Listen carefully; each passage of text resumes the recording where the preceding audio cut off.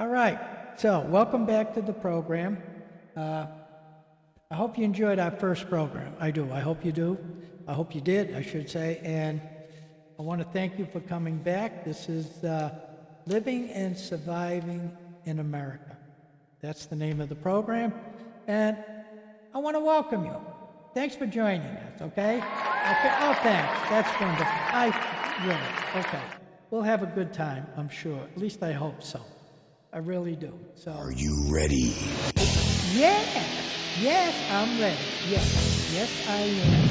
And we're going to get going on this, and I hope you're ready too. So, last time I told you we were going to talk about Medicare, Social Security, healthcare industry. You know, we were going to get involved in that and see if we could give you some valuable information. So, I want to talk about healthcare. I do. Because healthcare is really a major crisis in this country. We have a lot of people that don't have health insurance and don't have real good health insurance.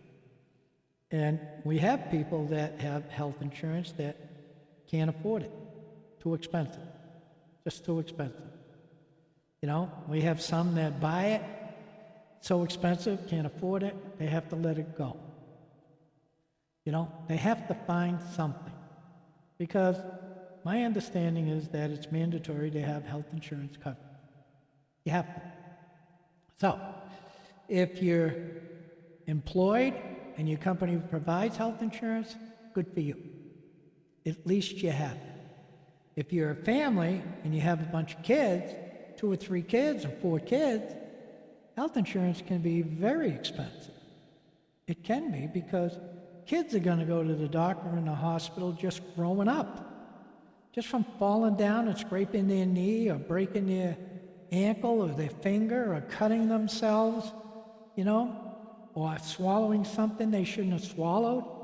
And you have to go to poison control and they tell you to go to the hospital and you got to get your stomach pumped and all of a sudden you got a bill that's just going through the roof. No reason for it. Not in my book. None.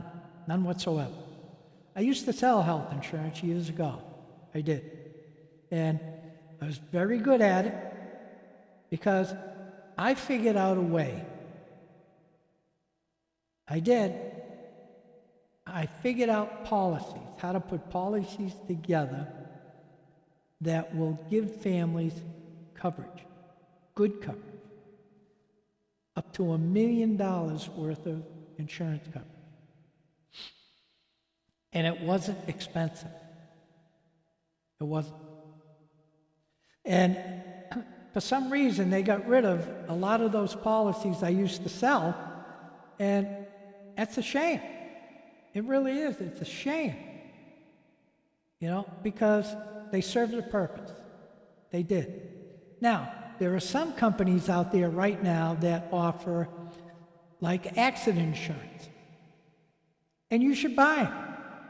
You should, because maybe they'll cover $2,000 or $5,000 worth of hospital expenses from an accident. And they're going to be cheap. They're not going to be real expensive. If you're not familiar with them, call a bunch of insurance companies, ask them if they have accident policies, and buy them. You know?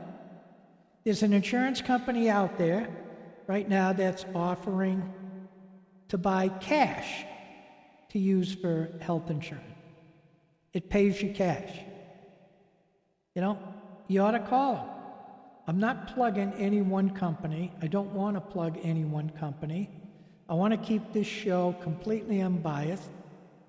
You know, I'm not in favor of anything and I'm not against anything.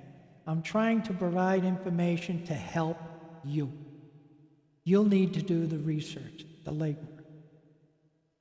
You'll need to do that. All I can tell you, it's a duck. That's it. So find it. Give them a call, see what they offer, how much it is. If you have nothing, have something. Because that's a lot better than nothing. It will get you in the hospital where otherwise you might not be able to go. That's going to be expensive. It is. But health insurance is, look, it's run by the insurance companies, let's face it. You know, the insurance companies put this stuff together so they can make a lot of money without paying out a lot of money. They have actuaries that take a look at everybody, and they look at groups of people according to age, according to medical, you know, and they make determinations on what kind of coverage they're going to put together. And they're going to put it together for them to make money. And at the same time, hopefully, it's going to give you some coverage. It is. So if you've got a bunch of people that are 64 years old, not quite 65, and cannot get on Medicare until they're 65, that health insurance program for that person, even between 60 and 64, is going to be expensive. Cost prohibitive in a lot of cases. So you have to pray to God you're going to be very healthy for the next 4 or 5 years so you can get on Medicare. And that's a shame. That really is. That's terrible. And then you got a family. You got a guy and a wife and 3, 4 kids. You know it's cost prohibitive for him to buy health insurance, especially good health insurance, unless he's making a great income. If he is, then of course he can do it. And God bless him. But if he's not, like a lot of Americans, you know, making $15 an hour, some working 2 jobs, and then you have a wife working 1 job. So you got 3 jobs, you know, making $45 an hour, 3 jobs total, you know, and you're working 40 hours. All right? Well, 40 hours is how much? $1,800 a month? A week? If you're making $10 an hour, 40 hours is $400. Now times that times 10. You know? Anyways, my math isn't good. Who cares? What I care about is, can we get you health insurance? That's what I care about. So, anyways, $45 an hour, 40 hours a week is about $1,800. So, look, $1,800, you can really get by on a lot of things. And that's good. But not everybody can do that. They can't. You know, and you got a husband working 2 jobs, 80 hours a week, man, that's a killer. And there are a lot of Americans that do that because they're forced to do it. They have to do it. They have no choice. Uncalled for, shouldn't be that way. Now, when I sold health insurance, I sold $1 million catastrophic policy, $1 million worth of health insurance coverage. That's an awful lot of money. Average person's never going to use $1 million worth of coverage. They're not. Some people are. Critical illness people, they're going to do it. But the majority of us are not critical illness people. We're average Americans that have just average problems. But I sold that, and that policy came with a $5,000 or a $10,000 deductible. That's a lot of money. That's a big deductible that you have to come up with. But let me tell you the caveat. The caveat is that I had 5, 6 other policies that I could sell. And what I did was, I would elect to tell people, look, take the $10,000 deductible and keep your premiums low. Which it did, especially you absorbing the first $10,000. And it did. It kept them low. They were still there, you know, it was still money, but it was affordable. Then, what I did is I coupled together a bunch of policies. I did. I had a policy where I could sell, like, doctor's appointments. You get 2 doctor's appointments a year. How many of us go to the doctor all the time? There's few of us that do, but most of us don't. We go for physicals, or we go for a little ailment here and there, and we go to the doctor. Okay, and it covers the doctor's appointment. It does. And it came with some lab work. So if you need to have some blood work done, it would cover the blood work. And you'd get 1 or 2 of those a year, depending on the policy. If it was only 1 that it provided you, then the premium was lower than having 2. Okay? A lot of us go once a year and have blood done. Some of us go twice a year. Okay. It is what it is. But you have an insurance card, it's a negotiated rate. So if it costs $400, maybe they get it down to $200, and that's what you'd have to pay if you only have 1 visit. If you have the 2 visits, then you don't worry about it. It takes care of it. And then it comes with some x-rays. So you could go have x-rays twice a year. So if you were unlucky and you broke your leg and you had to have x-rays, you could. If not, and you needed x-rays for your lungs or something else, at least you had the cover. It was there. And it came with a small surgical schedule, either $2,500 or $5,000. Sure, not a lot of money, but a lot of us have just minor surgeries. We do. And again, if it costs $10,000, it's a negotiated rate. It's going to come way down. It will. And a lot of them will get it down to $2,500, maybe even less than $2,500. And it will cover it. You see, but what it did is it gave you a peace of mind knowing that you had coverage. You did. And you had $1 million policy sitting off to the side in case there was something catastrophic. So you got your doctor's appointment, you got lab work, you got x-rays, you got a small surgical schedule, and you could get a little accident policy that would cover, say, $5,000. That was like peanuts, very inexpensive, because the odds of getting in an accident or having an accident was very slim. So I coupled all those policies together, all right? I told the person, take the $10,000 deductible, if you can afford some money. If you can't, take the $5,000 deductible.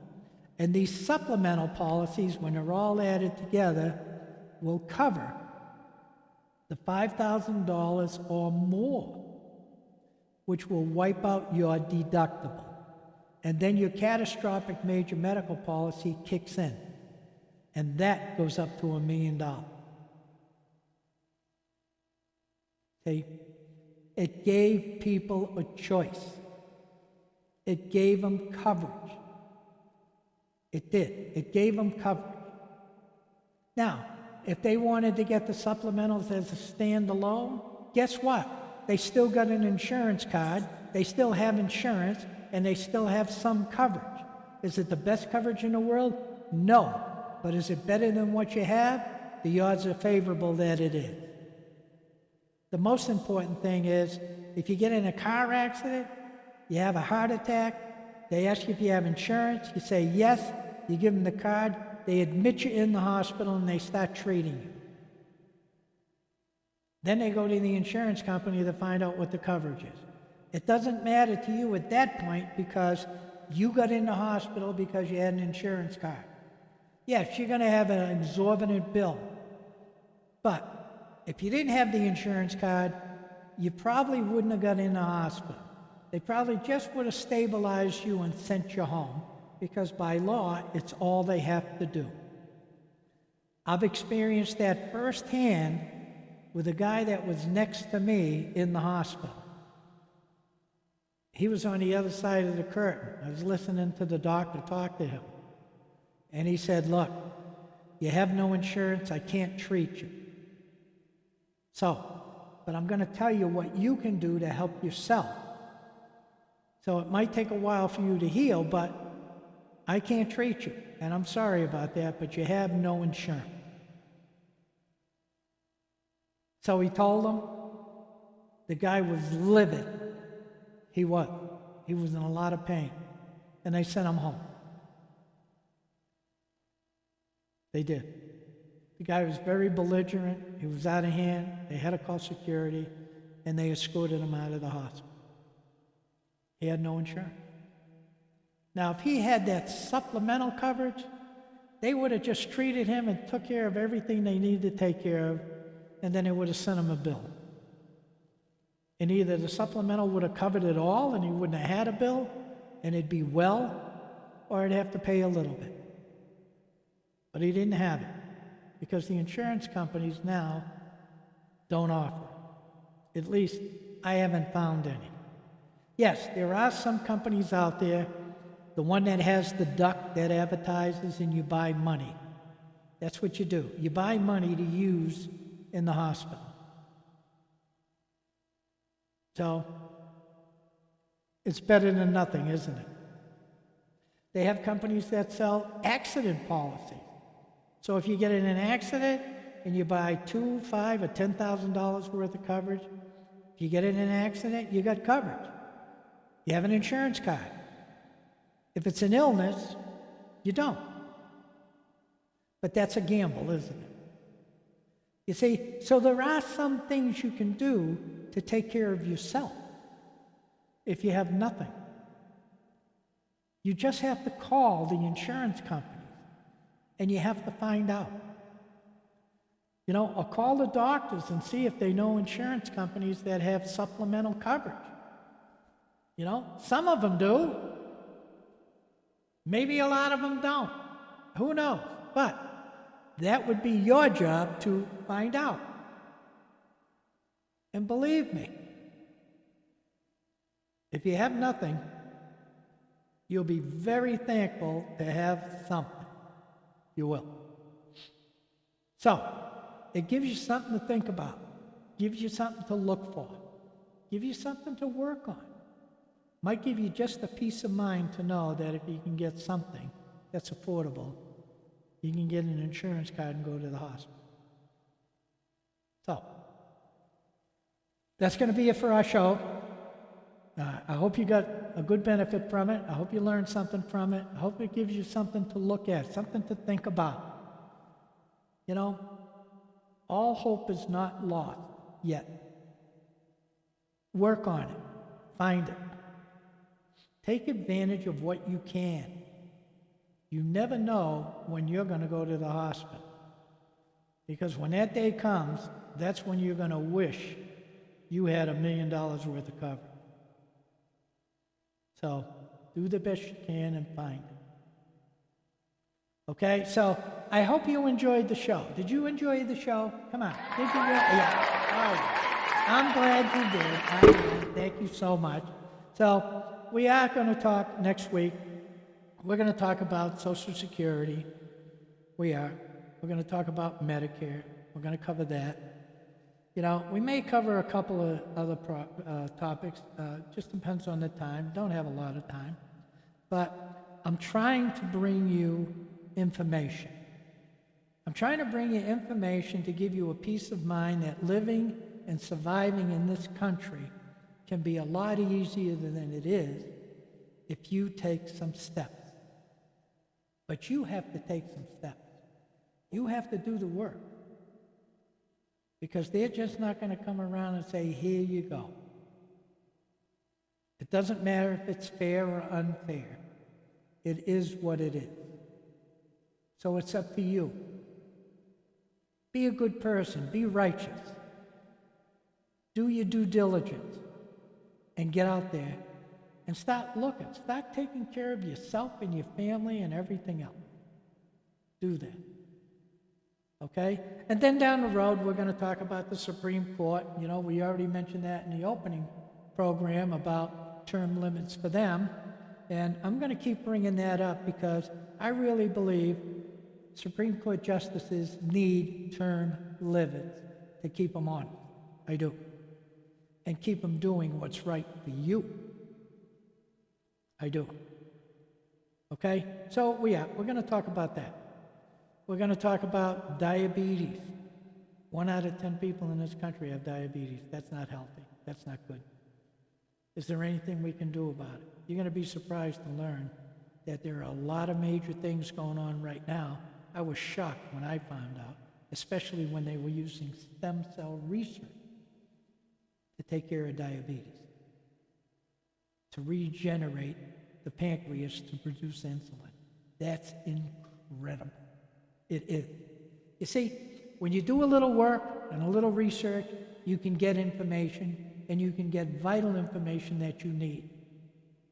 Don't just believe everybody over everything. Don't even believe me over everything. You need to go out and do the research on your own as well. I'm going to try and keep the show completely unbiased. I'm not going to support anybody or anything. I'm not going to do it.